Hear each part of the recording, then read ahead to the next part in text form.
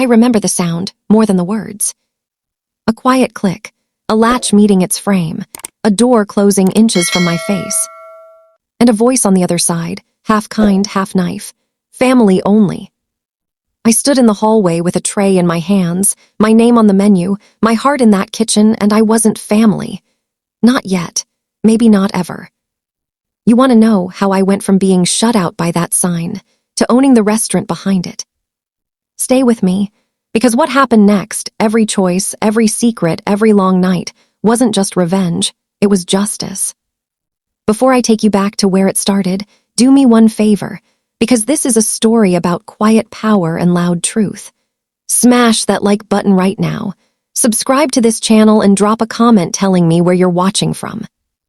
Okay, let me take you to the beginning, the lights, the heat of the kitchen, the feeling that this place was home until the door closed.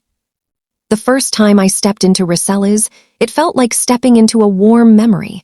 Garlic in the air, a laugh from the back, a bell on the front door that sounded like an invitation. Luca said, "Mi casa is tu casa. My family is your family." He pressed a kiss to my temple and led me through the tables, introducing me like I was already a chapter in their story. "This is Maya," he said to his mother, Carmela. "She has a palate like Nana used to." Carmela looked me over, one eyebrow raised. She smiled, then smoothed her apron. "We'll see," she said. "Family is a big word here." I believed I could earn it. I was new to the city, low on savings, high on dreams. I wasn't a trained chef. I was a home cook with a good nose for balance, a steady hand, and a love for the kind of food that makes you talk softer. And Luca made it feel possible. He was the son of the house. Charming, quick with a joke, always in motion. He called me his North Star. He said I kept him grounded. He said, "You and me will run this place one day." The first week, I peeled garlic until my fingers smelled like honesty. I mopped the floor after service. I learned the way the ovens hummed when they were happy. I stood beside Nana as she pressed dough with her palms and told me in a whisper, "We don't measure here, we listen." The second week, I started testing a lemon ricotta ravioli with brown butter and crisp sage. At first, everyone laughed. "We don't do lemon," Marco, the father, said. "We do heavy, we do Sunday." But then they tasted it.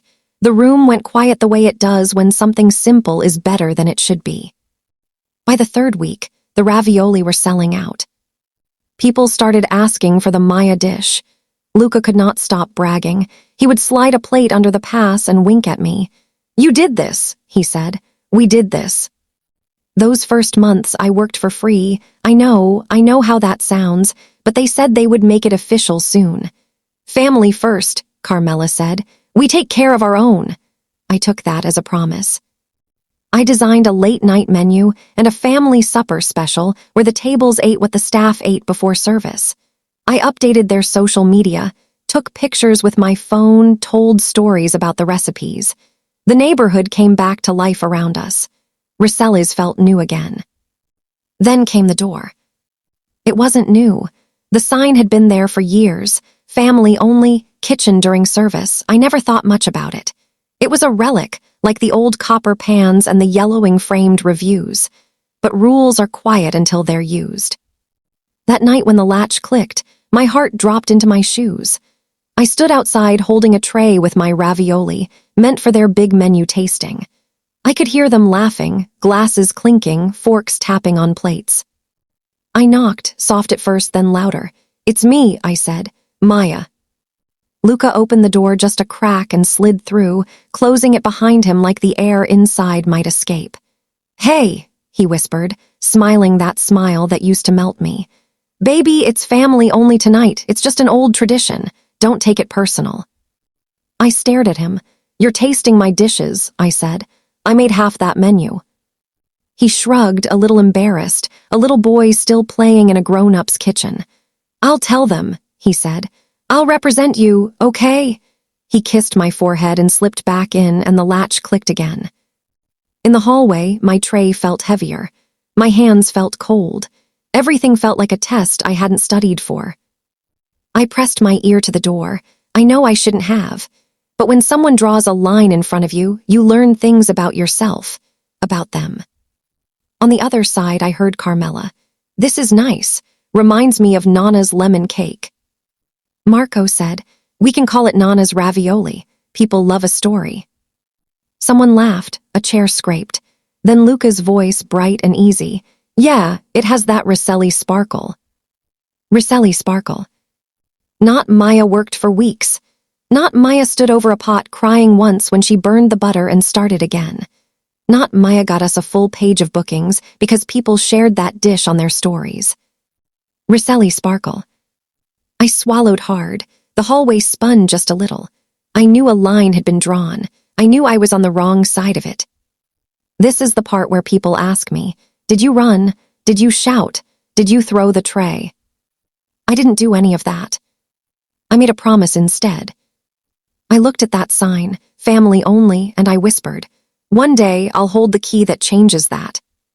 How? I didn't know yet. I only knew the sound a door makes when it chooses a side. I went home that night and sat at my tiny kitchen table with a notebook and a pen. I wrote one word at the top of the page. Why? Why did I want this place? Why did I believe in it? Why did it believe in me until the door shut? That question led me straight into the truth. And the truth, it wasn't just about me. It was about every dishwasher whose name they didn't learn, every server who was told to smile more but paid less, every cook whose recipe got called Nana because it sold better. I wasn't just hurt, I was awake. And the person I became when I woke up, she was dangerous in a quiet way. In the morning, the restaurant looked soft again. It always does in the light. The front windows caught the sun. The chairs were upside down on the tables like sleeping dancers.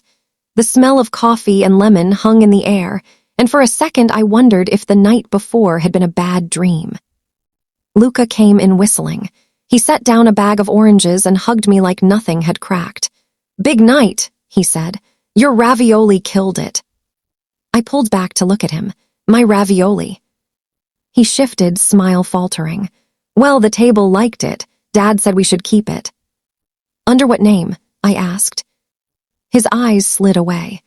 Babe, it's just marketing. People know the Rosselli name, it's not personal. Not personal.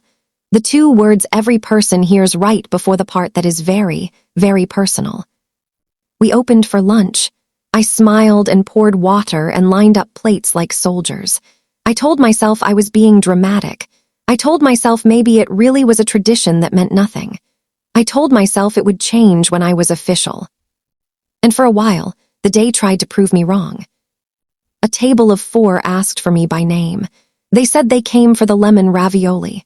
I brought it out and watched their faces soften. It felt like an answer. It felt like my work, my hands, my listening, out there doing what it came here to do. Back in the kitchen, Carmela pulled me aside. You're talented, she said. It was the first time she had said it. You have a touch. That word, touch, made my throat tight. I thought it was approval. I thought it was a door opening. Then she added, just remember, we share everything here. We don't claim things like trophies. Family first. Sometimes that means you don't put your name on every plate. I swallowed. I don't want a trophy, I said. I want a job, a title, a seat at the table. She patted my shoulder. Patience, she said. Once you're married, this will be your place too. Once you're married. It should not take a ring to earn a chair, but I nodded. I told myself to wait. I told myself love makes space where time cannot. We set a date for our engagement party. We booked the restaurant, of course. Family only in the back, Luca said, grinning. He said it like a joke, like it didn't cut. He was loving in all the public ways. He held my hand in front of staff. He carried me home when my feet gave up. He fell asleep after service with his hand on my waist, the kind of warm that makes your bones unclench. He would whisper, "We're so close, Maya, just keep going." And I did. I kept going. I learned the vendors by name and by mood. I found out which delivery guy would slip you an extra crate of tomatoes if you asked about his daughter's piano recital. I fixed a broken espresso machine with a paperclip and a prayer. I taught myself enough about food costs to keep their margins from drowning. I was building this thing like it was mine. Because at night, when we talked about the future, Luca told me it was. He said, "When we're married, I'll ask Dad to make you a partner." He said, "Mom already loves you, she just won't say it yet." He said, "We'll take over in 5 years tops." He said 1,000 things that sounded like forever. Then he said, "Can we keep your name off the paperwork? Just until after the wedding. It keeps things simple with my dad." I stared at him. "What paperwork?" He waved a hand. "The PR stuff for the menu launch, the new license for the wine bar. It's boring, I'll handle it." Boring. Boring like the floor you're standing on. I wanted to believe him. I chose to. That's the truth I don't want to sugarcoat. Sometimes love speaks louder than logic. Sometimes you don't hear the fire alarm because you're humming. But a whisper kept threading through my days. Family only. It came up in small ways. The staff were allowed to bring their families for Sunday dinner, and I was asked to work through it. They passed around a tray of meatballs Carmela called from Nana's hands, and I recognized my spice mix, the one I had taught the prep cook last week. When I mentioned the mix, Carmela smiled without looking at me and said, "Isn't it nice how the old recipes come back?" The door to the office stayed closed. The ledger stayed on Marco's desk. Luca never invited me to the meetings. When I asked, he said, "They're boring, trust me. I'll tell you what matters." What matters? The words started to feel like a net thrown over a thing that should belong to both of us. The more I tugged, the more it tightened. The day before the engagement party, I found a list of speeches. It was sitting on the prep table. I recognized Carmela's handwriting. Marco, the history of Rosselli's. Carmela, gratitude for family. Valentina, siblings and memories. Luca, the future. Nana, if she feels up to it. There was no line for me. I held that paper and I felt two things at once, foolish and furious, not loud furious, quiet furious, the kind that moves like a tide under your skin, steady and sure. I folded the paper and slipped it into my pocket. I scraped a burned onion from a pan. I dabbed my eyes with the back of my wrist and pretended it was the onion. I kept going. But there was a moment, the one that changed everything from softly wrong to undeniably broken. The moment where betrayal stopped being a mood and turned into a fact. It came on a Sunday afternoon, 10 minutes before service, when the dining room still had that hush, when everyone was in the kitchen telling stories with their hands. Luca's phone buzzed on the counter. He was across the room. It was face up. A message from Valentina popped up. "Did you tell her we're taking your ravioli off the menu? Mom thinks the lemon is too outside." I picked up the phone. I shouldn't have, but I did. The thread was long. It wasn't only Valentina. It was Carmela, it was Marco, it was Luca. Maybe it was all of them. "Carmela, we cannot make space for outsiders in the brand. We tried being kind. It's done." Marco, once the menu launch passes, we cut her. "Valentina, the internet buzz will stick to us. That's the brand." "Luca, I'll handle it gently. After the party." After the party. My name wasn't on any paper. My recipes were being renamed. My seat at the table was a folding chair they planned to remove when the picture was taken. My hands shook. I put the phone down like it might burn me. I stepped into the walk-in fridge and closed the door. The cold air bit my cheeks. I pressed my palms to the shelf and counted my breath. Family only. Okay. Okay. If that was the rule, I would change the family. But not the way they thought. The engagement party was a stage play, all smiles in front, all splinters behind. Rosselli's glowed with candles and white tablecloths. The sign on the kitchen door flashed its old warning, family only. I could taste the irony like something sour on my tongue. People hugged me. The staff brought out plates with careful hands. The neighborhood clapped when Carmela tapped her glass. She made a speech about tradition, about roots and recipes and rising early. She said, "Family is a circle drawn by love and blood." She let her eyes rest on me for a beat before they slid away. Marco talked about the restaurant like it was a person. He used words like legacy and sacrifice. He did not use words like thanks. Valentina told a story about how she and Luca used to sleep in the office when they were little, curled up under coats while their parents finished the books. It was sweet. The room sighed. Luca stood last. He was beautiful in a suit that fit like it was made for him. He scanned the room, then looked at me with that soft gaze he always saved for private moments. He said, "This place taught me what love looks like." He paused. "And this woman," he pointed to me, "taught me what love feels like." Everyone turned. There was clapping. There were a few tears. It was perfect. It was polished. It was almost enough to make me forget the messages on his phone. Except that after the speeches, he led family only to the back for a toast in the kitchen. I stood at the pass with a smile that didn't touch my eyes. A server named Lily, who had started 2 weeks ago, squeezed my hand. "You okay?" she whispered. I nodded. "I'm taking notes," I said. It sounded like a joke. It was. When the door clicked shut, I drifted toward the hallway. I wasn't going to press my ear to it again. I didn't need to. I already knew the song. Instead, I walked into the dining room. The room that fed me when I had no one. The room that had become a promise I made to myself and to the people who made it work every night.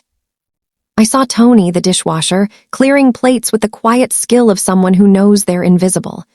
I saw Mari, the hostess, soothing a table whose order was late. I saw Chef Danny, who'd left fine dining for a steady paycheck, flipping a steak like a lullaby.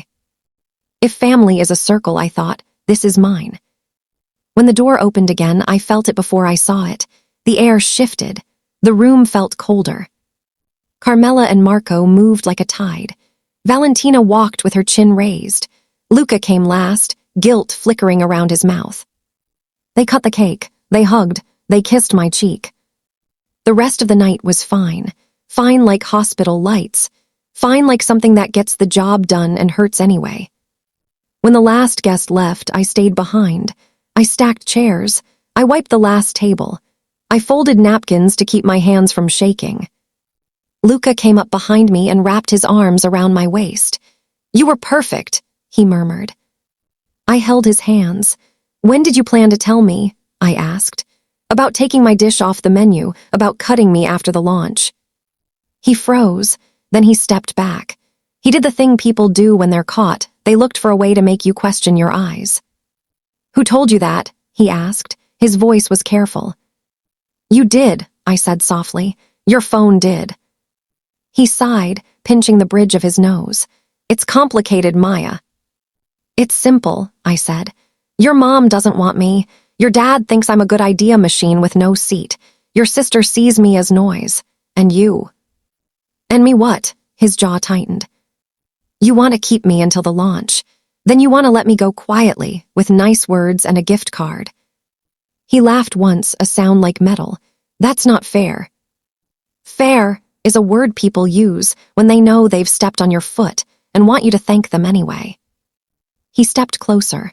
"Listen, they're scared. The brand is all they have. They don't know you the way I do." "And how do you know me?" I asked. "Silence, the kind that roars." I held out my hand. "I want a contract," I said.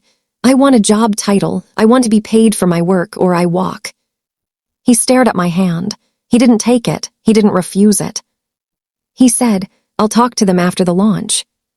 After the launch, after the party, after the season, after you're done giving us what we need. I slid my ring off and played with it for a moment. It felt heavy, like a truth. "Keep it," I whispered, and I placed it on the counter beside the espresso machine I had fixed with a paperclip and a prayer. He grabbed my wrist, not hard, but firm. "Don't do this," he said. "You'll regret walking away from us." I looked at his hand on my skin, then at the espresso machine, then at the door with its sign. "Maybe," I said, "or maybe I'll open a different door." I left with my coat over my shoulders and my bag crammed with notebooks. I didn't look back. On the sidewalk, the night sighed. A car passed. Somewhere, a dog barked. I took a breath so deep it found the place in me that had been tight for months and loosened it. Then I made a call. Not to a friend, not to my mother, not to anyone who would try to stitch me up with kind words. I called the number on the small plaque by the door I had walked past 100 times without reading. The number under the words, "For lease questions, contact." "Hello," a man's voice answered. "Klein Properties." "Hi," I said. My voice shook. I let it. "My name is Maya. I have a question about Roselli's lease." There was a pause. "Who are you?" he asked, curious, not cold. "I'm someone who understands their kitchen," I said. "And someone they told tonight that I'm not family. I think we should talk." We met at a diner that smelled like bacon and fresh coffee at 7 in the morning. The kind of place where deals don't look like deals, just two people who couldn't sleep. He was older than I expected. White hair, kind eyes, hands that looked like they had fixed things. He slid into the booth and set a file on the table. "I'm Henry Klein," he said. "I don't usually take calls at midnight." "I don't usually make them," I said. "Thank you." He waved a waitress over.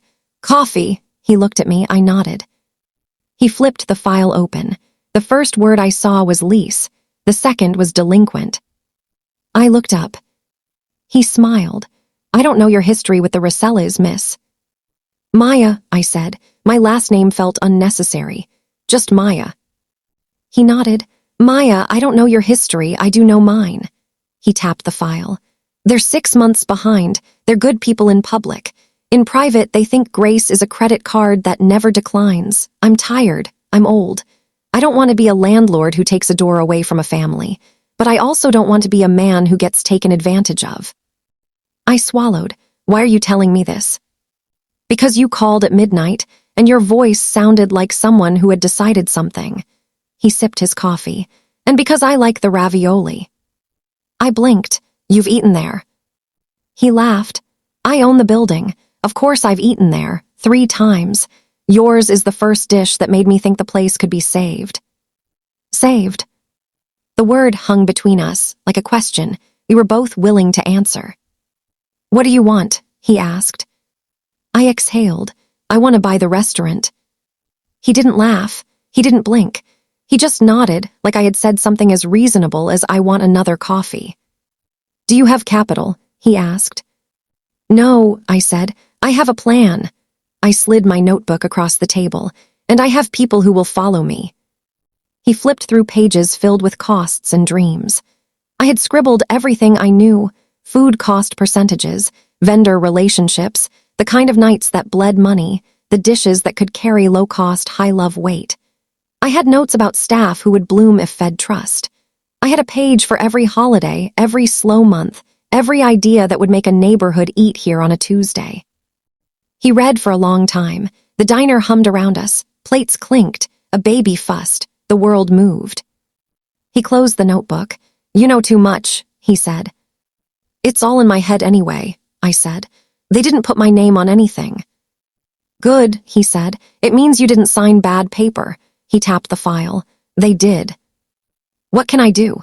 My voice felt small and big at the same time. "There are a few paths," he said. "One, I evict them.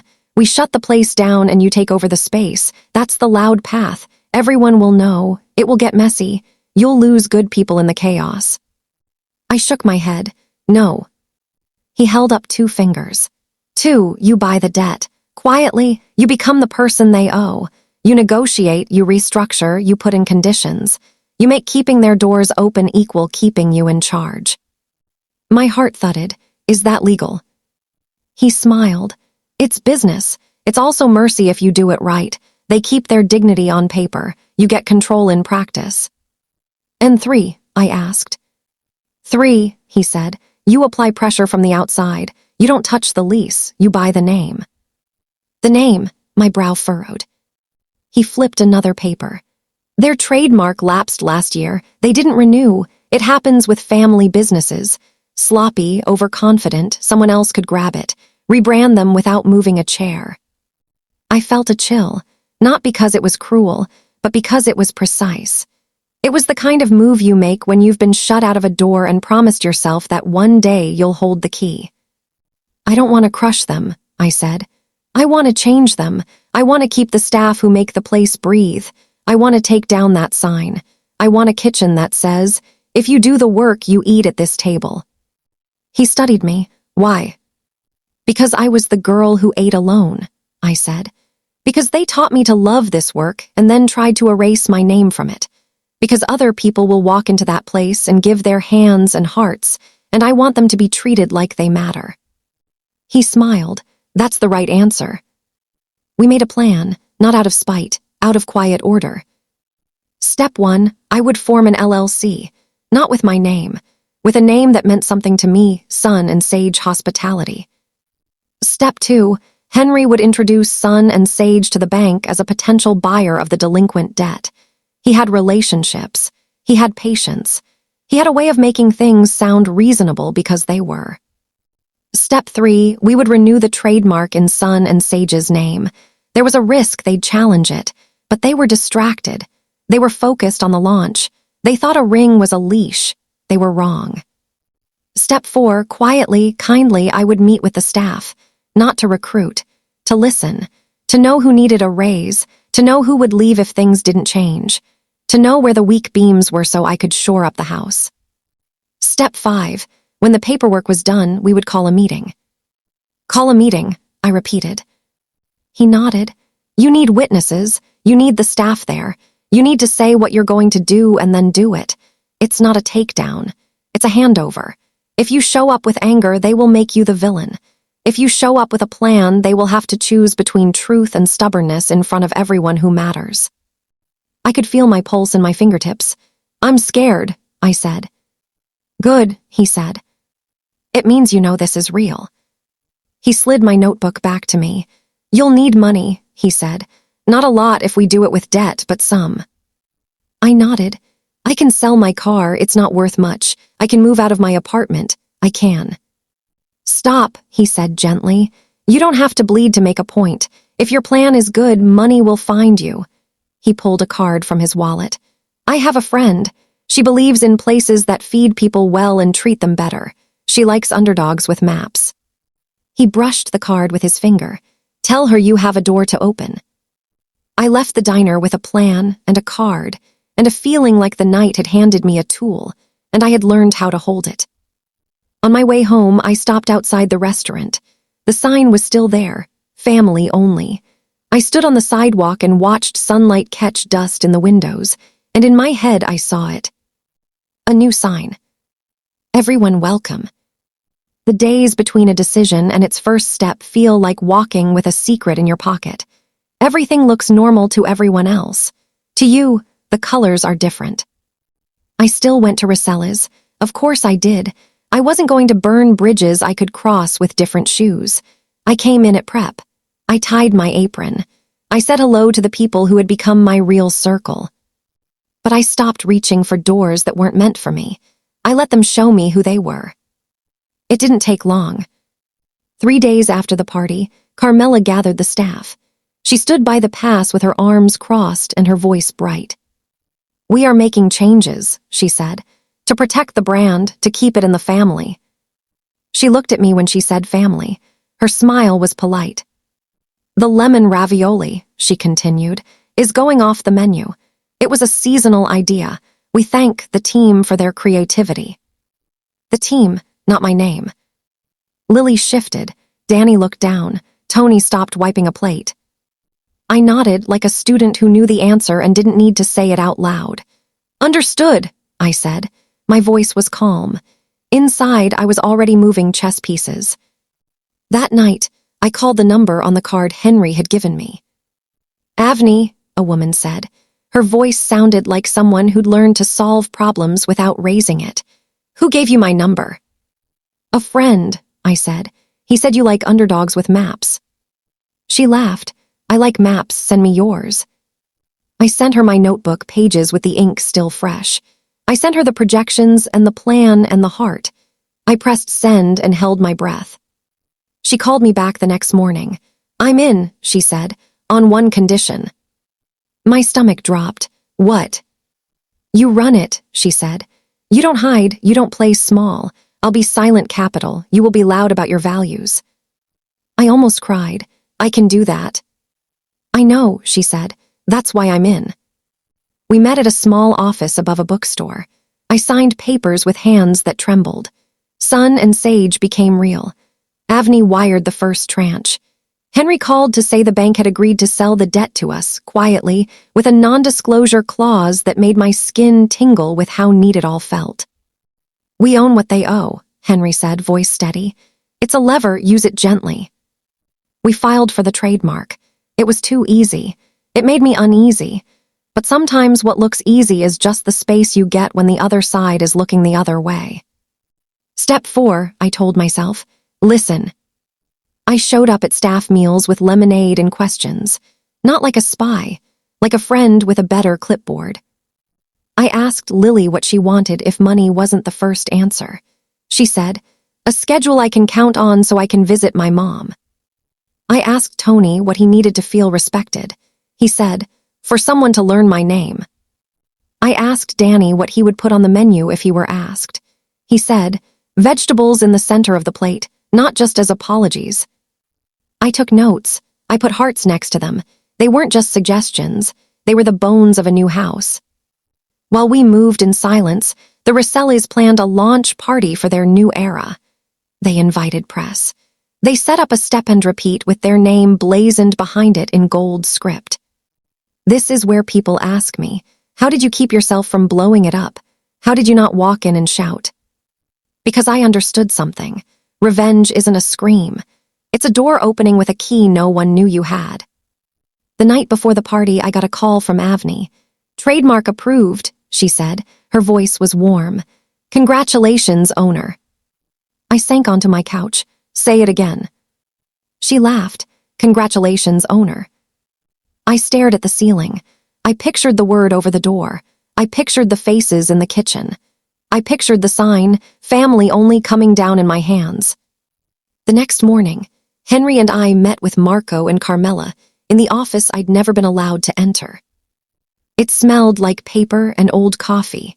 There were photos of family on the wall. There was not a single picture of anyone who wasn't blood. Marco looked confused when he saw me. "What is she doing here?" he asked Henry. Henry smiled like a man who had already chosen peace and packed a lunch. "She's here," he said, "because she represents your new lender." Silence. Carmela tilted her head. "Excuse me." Henry set the file on the desk. "You've been behind for 6 months. I own your debt now, through Sun and Sage hospitality." He glanced at me. "Maya runs Sun and Sage." The room shrank. The walls leaned in. Marco's face went through 3 seasons in 2 seconds, gray, red, white. "You," he said. The word dropped between us like a plate. "You have no right." Henry sighed. "I have legal rights." He tapped the file. "And Maya has the plan that will keep your doors open, or you can default and I will take possession of the space next week. Those are the options." Carmela's eyes flashed. "This is a stunt." "It's a lifeline," Henry said. "You can grab it or you can drown in your pride." I kept my voice steady. "Here, what I'm offering," I said. They both turned to me, like I had grown an extra head. "1," I said, holding up a finger. "We restructure the debt with a longer term and a lower monthly payment. You get breathing room." 2, I said. "We make immediate changes to payroll. Every full-time staff member gets a contract and a raise. No more under-the-table promises.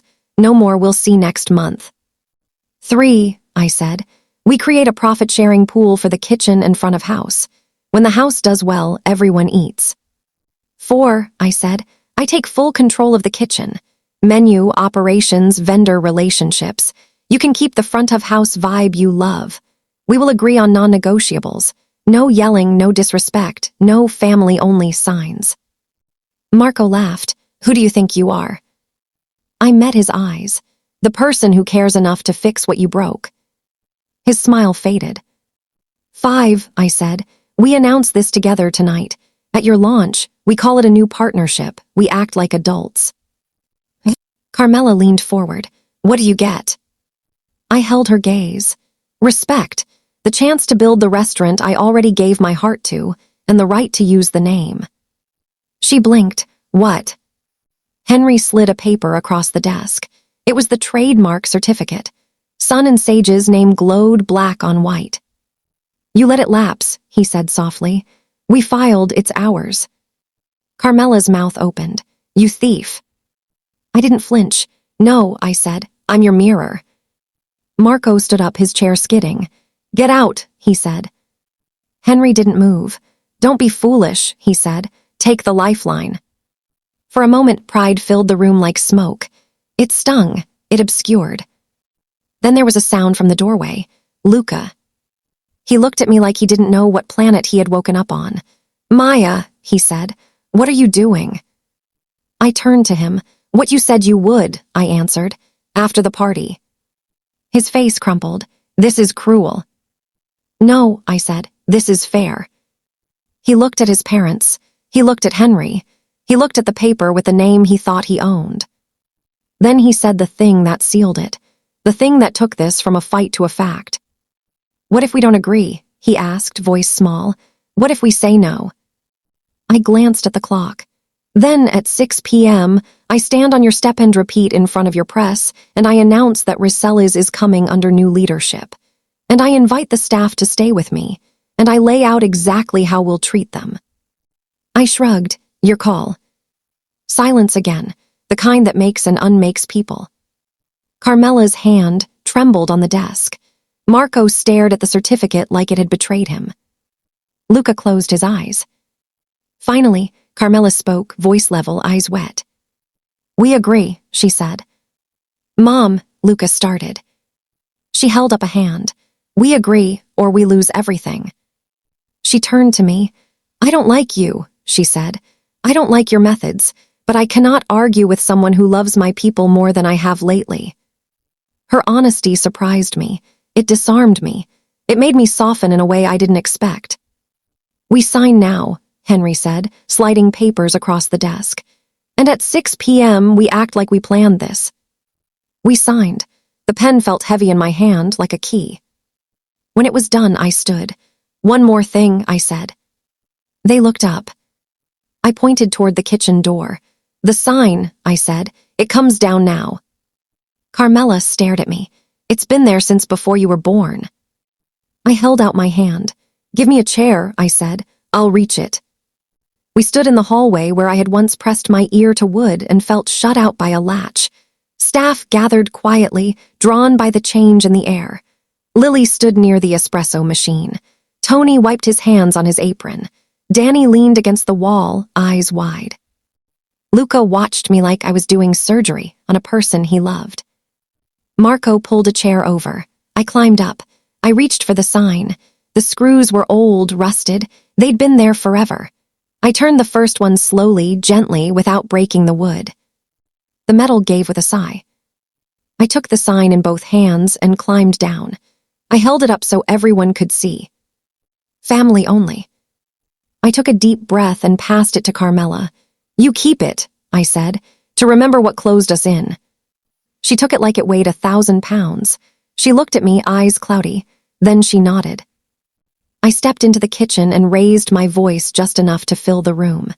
At 6 tonight, I said, we tell the neighborhood the truth. We tell them we're changing. We tell them we're opening our arms. We tell them we are a house where everyone who works hard is family. I looked around. I caught eyes one by one. If you want to be part of that, stay. If you don't, go. No hard feelings. But this is the last day we run this place as the Rissellis have. Tomorrow, it's all of us. The room buzzed with something electric. Fear and hope, braided tight. Tony raised his hand like a kid in school. Will we get Sunday off once a month to see our families?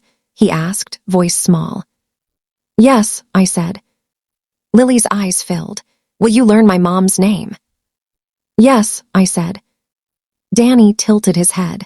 Can I put a vegetable in the center of a plate? Please, I said, grinning through the shake in my hands. And then, like a tide that knows where to go, the room moved. We had service to run. We had a party coming. We had a truth to tell. In the doorway, Luca stood very still. This is really happening, he whispered. I looked at him. I loved him even then. That was the strangest part. Love doesn't vanish because a person was careless with it, but it learns new boundaries. Yes, I said, it's happening. He swallowed. What do I do? "Help," I said, "or step back." He stared at the floor, then he looked up. "I'll help," he said. And for the first time in months, I believed him. 6 o'clock came with a gold backdrop and fake smiles. The step and repeat stood by the door like a proud parent, big letters spelling out a name everyone knew. There were cameras. There were phones held high. The neighborhood came in its Sunday best even though it was Thursday. Reporters wore strong perfume and soft shoes. I could feel the room buzzing, hungry, curious, ready for something. On the surface, it was a launch. Underneath, it was a reveal. Carmela floated out in a dark dress. Marco adjusted his tie twice. Valentina checked her lipstick like it was armor. Luca stood near the bar, eyes tracking me like I might disappear. I took my place at the edge of the crowd. Not hidden, not loud, just there. They started with the story of where they came from. Old photos on a small screen. Marco spoke about crossing oceans and saving pennies. Carmela spoke about stirring pots at dawn. The room sighed, like it always does for a good origin story. Then Carmela's voice shifted. "And now," she said, "we step into a new season." She glanced at me. A flash of something, fear, pride, I couldn't tell, moved across her face. "We're welcoming a partner," she said. The word partner rolled like a round stone, not a weapon. "Someone who has been here among us with us, someone who will help us care for this house better." There was a ripple through the crowd. Heads turned. A reporter leaned forward. A phone zoomed in. Carmela lifted her hand toward me. An invitation, not a throne, but a step. I walked up slowly. My heart was a drum. My palms were a chorus. I stood beside her and took the microphone. I expected anger to taste bitter. It didn't. It tasted like rain after dry months. "Thank you," I said. My voice didn't shake. "You know me. You've seen me here late at night and early morning. You've eaten my lemon ravioli even when you told me you didn't do lemon." The room laughed, soft and relieved. The ice broke a little. "I came here because I wanted to belong," I continued. "I'm standing here because belonging and ownership are not the same thing, but respect feeds both." I took a breath. "Tonight, we tell a true thing. We are changing how this house works. We are making space at the table for the people who set the table, who wash the plates, who hold the line when the tickets won't stop. We are signing contracts. We are sharing profits. We are taking down old signs and putting up new ones." I nodded toward the hallway. A cloth covered a new frame above the kitchen door. The crowd pressed closer. "Would you do the honor, Tony?" I called. Tony blinked, stunned. He looked at Carmela. She looked at me, then at him. She nodded once. He walked forward, slow like a person learning he deserves to be seen. He took the edge of the cloth and pulled. The room gasped. Phones rose like a wave.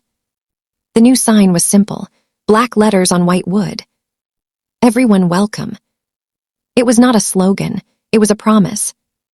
I heard a sniffle. I saw Lily press a hand to her mouth.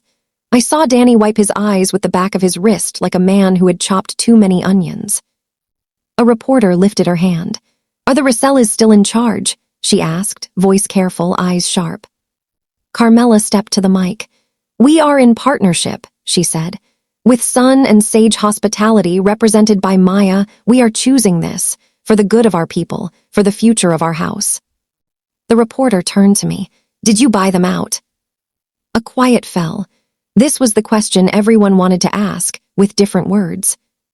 "No," I said. "We bought time, and we gave it back to the people who earned it." She blinked, almost disappointed not to get a simpler headline. "What does that mean?" "It means a few things," I said. "It means the bills get paid on time. It means the staff who make this place live are paid what they're worth and more when we do well. It means the kitchen runs with care, not fear. It means our neighborhood is invited to hold us accountable with their feet, their mouths, their dollars." Another hand shot up, a man with an expensive pen. "What about the brand? I see the name on your backdrop. Is it still?" I smiled. "Names matter," I said. "But so do deeds. The name you've known will stay on the door while we decide together what it means. Tonight it means this. The door is open wider." There was clapping, not a roar, not a scattered patter. something steady like rain. It should have felt like landing. It felt like takeoff. We moved into service like a river moving around a bend. Press in the corner, pens out, tables filled with regulars and curious strangers. The kitchen hummed. But not everyone clapped. Near the bar, an older man shook his head. "Tradition," he muttered, too loud to be private. "Traitors." I heard it. It slid under my skin. For a second, old hurt flared. Then Lily touched my elbow. "Table 12 needs you," she said, eyes bright. "They're asking for the ravioli by name." Funny thing about names. They find you when you are brave enough to say yours out loud. We plated. We moved. We called times with calm voices. We fixed a printer paper jam with a laugh. We caught a falling plate like it was a basketball and kept going. Halfway through the night, I looked up and saw a camera holding on me a beat longer than the rest. The woman behind it had a notebook tucked under her arm and a mouth that preferred a line of truth over a line of poetry. I recognized her 2 seconds later. Amelia Thorne, the critic who could shut a door with a sentence or open a city with a paragraph. She looked at me over the camera and didn't smile. Then she nodded once, maybe at me, maybe at the sign, and kept filming. We made it to last call without the roof falling. The last guests left with leftovers and something warmer. The room exhaled. We leaned against counters and counted the cash drawer and let the adrenaline fade. Carmela approached me. She held out her hand. I took it. "Thank you," she said. The words were simple. Inside them, I could feel the scrape of pride and the smooth of relief. "Thank you," I replied, "for saying the words in the right order." She half smiled. "Tomorrow," she said, "we cook." We did, and the days after, but the storm hadn't passed. It was just arriving, polite enough to knock first. Morning came with a list. Contracts printed, one for everyone, names spelled right. Payroll moved to direct deposit. No more envelopes slipping around like secrets. Staff meeting at 4. Snacks, chairs for every body. New menu notes. 1 dish from Danny's garden list, 1 from Lily's grandmother, 1 for Tony's mother. I set the papers on the office desk that used to be a locked door. I wrote on the whiteboard, no drama, just dishes. We started with small changes. Small changes don't scare old houses. They wake them gently. We put pitchers of water where servers could reach. We hung hooks where cooks could hang their coats. We adjusted the playlist so it stopped screaming at 8 p.m. and started breathing. In the kitchen, Danny brought in a crate of late summer carrots, imperfect and sweet. He held one up like a flag. "Center of the plate?" he asked. "Center of the plate," I said. We roasted them low and slow with honey and orange peel. We slid them onto a bed of whipped ricotta and toasted buckwheat. We finished with a drizzle of chili oil that made your lips hum. We named it carrots for dinner, unapologetically. Tony shuffled in, tired but lighter. He had a new haircut. I realized it was the first time I had seen him walk with his head up. "Tony," I said, "will your mother come tonight?" He blinked. "On a Sunday." His mouth twisted like he was preparing to be denied. "On a Thursday," I said. "But soon, we're trying something new. 1 Sunday a month off for dish and prep. We're making the schedule now." He stared at me like I was speaking a foreign language. Then he nodded. Once, twice. "She'd like that," he whispered. Luca drifted into the kitchen during prep with sleeves rolled and an apology on his lips that he wasn't sure how to put into words. He set down a box of fresh basil. "From the rooftop garden," he said. He stopped and pointed upward with his chin. "She grew it." He meant his grandmother, the one we all liked to call Nana even if we didn't earn it. I took a sprig, I tore it, the room filled with green. "Thank you," I said, "for the basil, for the hands that grew it." He watched me, waiting for a permission I didn't know how to give yet. We were learning new grammar, he and I, the words between friends who used to be lovers. 4 o'clock came with staff and snacks and a kind of quiet that had hope in it. We sat in a circle, not around a PowerPoint, around each other. I passed out the contracts, real paper, real promises. "You don't have to sign now," I said. "Take them home, read them, ask questions. But know this, a signature is not a leash. It's a hand we hold to walk forward. We went around the circle. Names again, this time with things that mattered. I'm Lily. I'm balancing shifts and my mom's appointments. I'm Danny. I like to make vegetables sing. I'm Tony. I do not like to speak in groups. The room laughed gently. He smiled, then added, I like beans. Then we'll make Beans a star, I said, writing it on the board. Tony's Beans. The first wave of pushback arrived by dinner in the form of a vendor who had been overcharging for months and realized the new head of kitchen could do math. We've been doing business with the Rosellas for years, he said, offended. And we'll keep doing business, I said, if you stop treating loyalty like a tip jar. We want fair prices. We want on-time deliveries. We want respect. He huffed, you're new. I didn't blink. I'm here. He recalculated. He shook my hand. He delivered better tomatoes than I had seen from him in a year. First service under new rules always tests your spine. Here, what tested ours? The ticket printer died at 7:30 on a full board. Old me would have yelled for a backup. New me called out, we're going voice. And then a funny thing happened. The kitchen turned into a small choir. Lily sang the table numbers from the pass, clear and steady. 2 6 stops, 1 vegan, 1 no gluten. 4 grill, Danny called. Drop pasta for 12 in 2 minutes. Tony, bless him, lifted a ladle like a baton. Sauce ready for 5, 6, 7. I felt my chest expand. There's a rhythm any kitchen can find when the tools stop working and people start listening. It's music you can't record.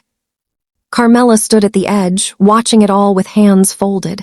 She had not yet signed anything. She had not yet said the word sorry. I didn't need her to say it. Not yet. I needed her to see. She tasted the carrots. She chewed slow, considering. She nodded once. Okay, she murmured. Okay. The first plate of carrots for dinner went to a table that had ordered steak. The server came back panicked. They wanted meat, she said. The carrots are carrots. Bring them a bite, I said. No charge. Tell them it's an apology from the chef for being bold. They ate the bite. They said yes to the plate.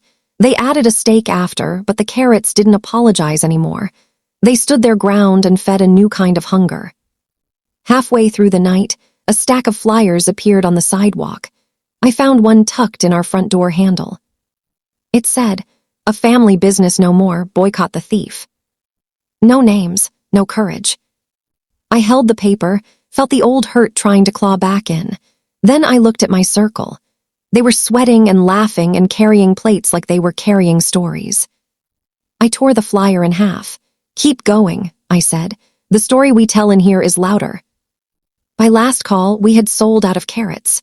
Tony's beans were a surprise hit, garlicky and simple, and exactly what you wanted with a glass of red and someone who knew your name. We wrote a note to order more. After we cleaned, after we counted tips, after we signed 3 more contracts and hugged 2 more staff who never asked for a hug before, I stepped into the alley to breathe. Luca found me there, the city humming beyond the dumpsters and the stars trying their best through the light. I'm sorry, he said. For, I asked, it wasn't a dare, it was a map. For being quiet when I should have been loud, he said. For letting my family's comfort be bought with your work. For acting like I'd fix it later when I never made later arrive. He was not a bad man. He was a boy raised to think later would do the heavy lifting. Thank you, I said, for saying it. Do you think, he started, then he stopped, he swallowed. Do you think we could ever be us again? I finished. I don't know, but we can be good to this place. We can be kind to the people. We can be honest in this alley. That's a start. He nodded. It was enough for that night. We went back in. We turned off the lights. We locked the door under a sign that didn't shut anyone out, and we went home to rest before the next wave hit. Because it was coming. The first push was paper. It always is. A letter from a cousin's lawyer threatening to defend the family mark. A post from an anonymous account calling me a thief. A rumor in the neighborhood that the food would change too much. The kind of noise that tries to make you small and tired. We answered with paper, too. Calm paper. Avni drafted a letter we posted on our front window and our social pages. "Here is what is true," it began. "We are paying our people fairly. We are honoring recipes and making room for new ones. We are sharing profits. We are not hiding. Come eat. Come ask questions. Come see." We did not mention the trademark. We didn't need to. That conversation lived in an envelope with a seal and a date and the patience of a lawyer named Simone who didn't like to bluff. She sent a cease and desist to the cousin trying to open a pop-up down the street with our name on a chalkboard. It was polite. It was iron. He took down the chalkboard. A louder push came from a radio host who loved the Rosellas because the Rosellas were good radio. He spoke about outsiders. He spoke about culture. He used words like woke and tradition and hoped the spark would catch. I didn't go on his show. I sent Lily and Danny and Tony to speak at the community board instead. They told their stories without raising their voices. Lily said, "A schedule I can count on lets me be a better daughter." Danny said, "Vegetables are not a trend. They're a love letter to my mother's garden." Tony said, "I have worked here 10 years. I can see my mom on Sundays now. That is all I want." The board clapped. The radio host called us boring. The line on Tuesday stretched to the door. Inside our walls, there was a different kind of pushback. A quieter, heavier one. It came from Marco. He walked the dining room with his old pride like a coat that no longer fit. He nodded at regulars. He stood too close to the pass. He offered cooking tips that didn't help. He resisted staying out of the kitchen like a man told to sleep when there was work he didn't know how to do without shouting. He wasn't cruel. He was lost. I found him one afternoon at the bar before we opened. He was staring at the old framed reviews on the wall, the ones with his picture and the headline that used to be a crown. "Do you miss it?" I asked. He didn't turn. "I miss knowing who I am," he said. "We haven't taken that," I said. "We're asking you to learn a new way." He snorted, a sound like a splinter. "I'm tired." "Rest," I said. He looked at me then, surprised. Maybe it was the simplest offer he hadn't heard in years. "Rest," I repeated. "Come in at 7 or don't. Take your wife to the market, sit on your stoop and watch the people you fed walk by. Let us carry the nights. That's not losing, that's trusting." He didn't answer then, but he started coming in later. He started sitting at table 12 with Nana and a newspaper. He started saying less and watching more. There were nights that shook us, though. A Saturday when a table of 12 sent back dishes because they missed the old sauce. We offered them the old sauce. Carmela made it herself, quietly, like a lullaby. They smiled, and halfway through the next week they came back and ordered carrots and beans and a glass of courage. There was the morning a newspaper with a wide reach ran a headline. "She quietly bought the restaurant." The article was complex, fair in most lines, messy in a few. It painted me as a strategist. It painted the Rosellas as stubborn hearts. It painted the staff as the soul. The phone rang all day. Some calls were warm and full of congratulations. Some calls were cold. We let them be cold. We let the warm fill the house. And then there was Amelia. She came in on a rainy Wednesday. No cameras this time, just a notebook and a quiet smile. She sat near the kitchen. She watched. She didn't announce herself. She ate carrots and beans and a bucatini with lemon that tasted like my first yes and my last no. She asked Lily about her mom in a whisper. She stood in the kitchen and asked Danny about the oil on the carrots. She watched Tony laugh at a joke for the first time in the history of jokes. She handed me a card on her way out. "Give me a call," she said. I called her that night, standing in the alley again because that was where honest words felt at home. "I don't chase takedowns," she said. "I chase truth." "I'm not chasing anyone," I said. "I'm building." "I know," she said. "My piece runs Friday." I slept badly. Friday arrived anyway, like the bill you knew would come. The headline was clean. "A door opens." The first line made me sit down. "Some stories are about closing," she wrote. "This one is about light coming through a new hinge." She didn't treat us like saints. She didn't treat them like villains. She wrote about a choice. She wrote about contracts and carrots and a sign that came down with a sound everyone heard even if they weren't there. She wrote about the power of nomming a dishwasher and giving him Sunday. She wrote about the quiet revenge of making the table longer and the profits deeper. She ended with a sentence that felt like a blessing. May every family-only door in this city learn a better way to love. We sold out that weekend. We put out a sign that said, "Come back tomorrow, we want to cook for you well." The radio host moved on to something else. The cousin's lawyer stopped sending letters. The anonymous account ran out of pictures to post that made us look like thieves and started posting cats instead. We weren't safe, but we were steady. Then came the night that would either break us or make us. It was a Friday with a sky that couldn't decide if it wanted to cry. We were fully booked by noon. Walk-ins lined the sidewalk by 5. The staff moved like a practiced dance. We were ready. At 6:40, the lights flickered. You know that sound a room makes when it's happy? The hum of voices, the clink of forks, the sizzle from the kitchen. The flicker ripped through it like a zipper. Lights out for a beat, then back on. A cheer, then out again, this time dark. The room gasped. A child squealed. Somewhere, a server whispered a prayer in a language the kitchen didn't speak, and somehow we all understood. I stood still for 1 second. 1 second to let panic knock and not open the door. Then I clapped my hands once. Front of house, I called. Candles, calm voices, smile with your breath. Back of house, I said. Stop the gas. No open flames until we know the vents are good. The emergency lights glowed like moons. The room softened around their edges. The city beyond our window pulsed with a wider blackout. This wasn't just us. It was the block, maybe the neighborhood. Luca was already at the breaker. It's out on the street, he said. His voice was steady. Could be an hour, could be 2. I looked at the full rail. I looked at the full room. Okay, I said. We do a blackout menu. Danny's eyes lit. Carrots carry, he said. Beans can warm on the back of the stove with no flame. We can do a raw plate, Lily said from the pass, holding a candle like a lighthouse keeper. Tomatoes with basil, oil, salt.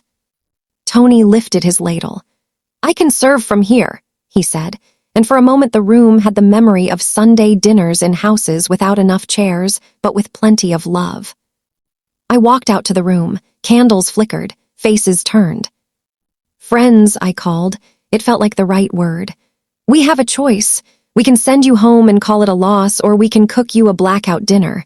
Simple, honest, the kind of plates that make you talk to each other. A man at table 6 raised his glass. We stay, he said. The room echoed him. We stay. We did. We rolled a cart through the dining room like it was Nana's kitchen, and we were being told to eat before we played. We shaved fennel with a knife steady as a kindness. We drizzled oil like a benediction. We salted tomatoes like we meant it. We spooned beans into bowls and told people my name and Danny's name and Tony's name and Lily's mother's name, because names are how you keep a room from forgetting it has a heart. Halfway through the blackout dinner, I saw a figure slip in the door. Small, proud, wearing her best blouse. Tony froze. Ma, he breathed. She had never come on a Friday. She had always worked, or he had. When he saw her, his face did a thing I will never forget. It unlearned 10 years of quiet. I walked to her. Come, I said. Your son is feeding the room. She took my arm. We sat her near the kitchen. Tony served her first. He set the bowl down like it was a crown. She touched his cheek. He cried. He didn't wipe it. He let it be what it was. At the bar, I saw Carmela watching, eyes wet. The room was full of small lights and large love. It was the kind of scene a person would write if they wanted to prove a point. But this wasn't a point. It was a truth. Amelia was there, too. She hadn't meant to be. She had stopped by for a glass of wine and found a moment that would live beyond the block. She didn't write that night. She ate quietly, alone, smiling at the way the room became a family that had learned better. The power snapped back on at 9:30 to a cheer that shook the glasses. We finished service with the hood humming and the friars waking up like old dogs. We sent out plates hot and proud. We comped nothing we didn't need to, and no one asked us to. They wanted to pay for the story they had eaten. After midnight, after the last table left and the last plate dried and the last chair flipped, Carmela came to me with the old sign in her hands. The one that had hung above the door for longer than I had been alive. Family only. I kept it, she said softly. You told me to. I did, I said. She turned it over. On the back, in faded marker, there was a date, a year I knew from their old photos, a year the city watched them open and celebrated what they had built. I thought this was a wall, she said. It was a door, we used it wrong. She held it out. Keep it in the office, she said. Not on the wall, on the shelf where you put the good olive oil. Take it down when you need to remember who we don't want to be again. I took it. It felt lighter, or I had grown stronger. We stood in the quiet kitchen, the hum of the refrigerators like a lullaby. Luca leaned in the doorway. Marco sat at table 12 with Nana, snoring under a newspaper. You did good, Carmela said. We did, I said and meant it. Time didn't stop being sharp. It just cut less often. We installed a plaque by the door a week later, not with our names, with a promise. In this house, we do the work with respect. We say names, we share the good, we correct the bad with care, everyone welcome. We started a monthly tradition, open table Sunday. Staff could bring their families to eat before service on the house, not leftovers, real plates, real service. The first Sunday, Tony's mother cried again, but with different tears. The second Sunday, Lily's mom brought cookies and insisted on giving them to the dishwasher first. He took one and grinned like a kid. Profit sharing kicked in after the first strong month. It wasn't a fortune. It was enough to make eyes widen. We stood in a circle in the kitchen and handed envelopes with names. We said each name out loud and held the pause between hands like a note in a song. We started a wall in the hallway with Polaroids, not the celebrities who came through, the people who kept the place breathing. Danny with carrots, Tony with beans, Lily with a tray of espresso and her mom's hand on her shoulder, Marco with Nana at table 12, both smiling in that serious way old photos had, Carmela teaching a pasta class on a Tuesday morning to 3 neighborhood kids, and a retired teacher named Agnes who clapped when her dough came together. We did one thing that felt like a full circle, and it surprised me. After talking with Avni and Henry and a lawyer who liked clean endings, we set up a trust, a small one. It held a piece of the restaurant that would always belong to the staff as a group, no matter who owned what on paper. It protected the profit sharing. It protected the contracts. It protected the promise. We called it the Open Door Trust. We put the certificate in a frame in the office, under the old sign that sat on the shelf like a book you take down when you need a memory. We also made a choice about the name. We stopped pretending it didn't matter. We faced it the way you face a table that returns a dish. You listen, you breathe, you decide. We invited the neighborhood. We unveiled the name with a glass of something sparkling and a chorus of small claps. Sun and Sage at Rosselli House. We kept the house, we kept the roots, we planted new, it tasted right. As for Luca and me, people always want to know, so I'll tell you. We didn't get married. We didn't get dramatic. We grew into a different shape. He apologized for the way he had been quiet when I needed a sound. I forgave him because I saw him making noise where it mattered now. He took over the wine program and turned it into poetry. He taught the servers to talk about small vineyards like friends. He brought in bottles from women-owned producers and farms that paid their workers. He moved like a man who had learned that love looks like showing up for the unsexy parts. Sometimes we stood in the alley after closing and talked like people who had survived something together. We kept our sentences soft. We kept our boundaries clear. We kept the kitchen running. Marco retired slowly. Retirement for men like him is not a door you walk through. It's a bench you sit on for a while. He sat. He watched. He came in at 7. He took Nana to the park on Sundays. He started to laugh again at jokes that weren't about the past.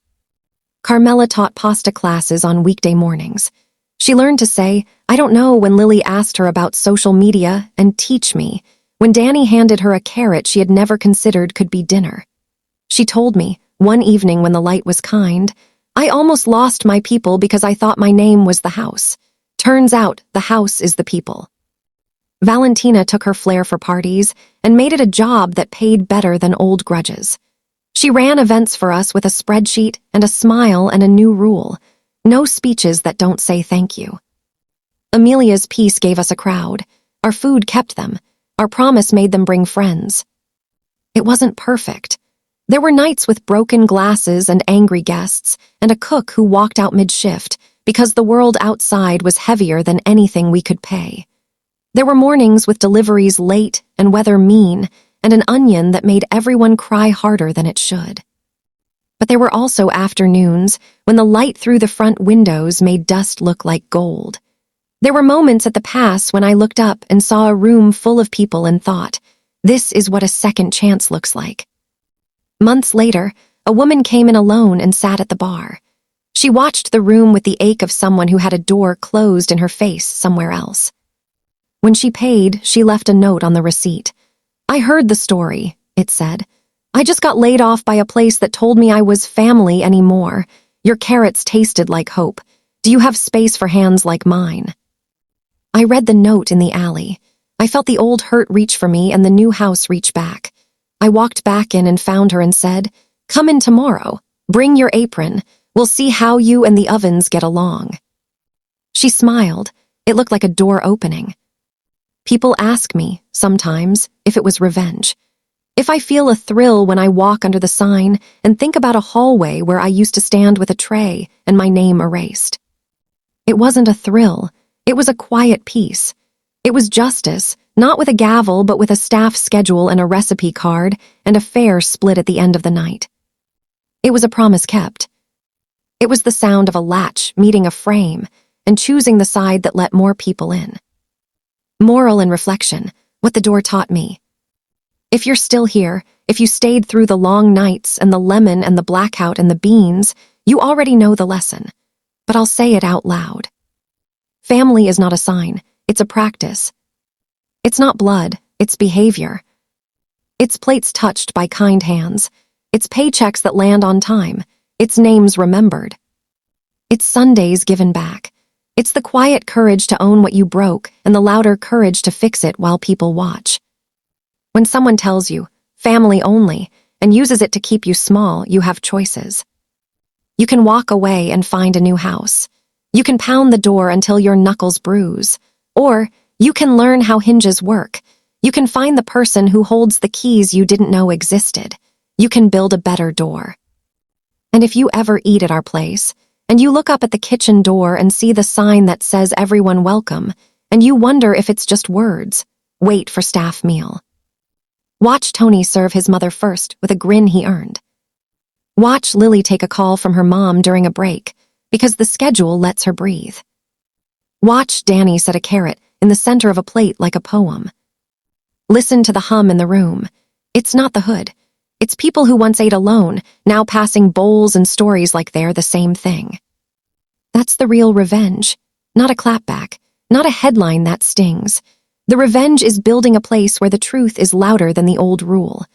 The revenge is a long life for a house that almost forgot how to love. And the door. The door opens, every night for everyone. If this story gave you something, courage, a plan, a reason to be kind to the person who brings your plate, tell someone. Tell the person you work for. Tell the person who works for you. Tell the person you love. Tell the part of you that believed a sign when it tried to make you small. Then, if you're ready, write your own better sign and hang it where everyone can see.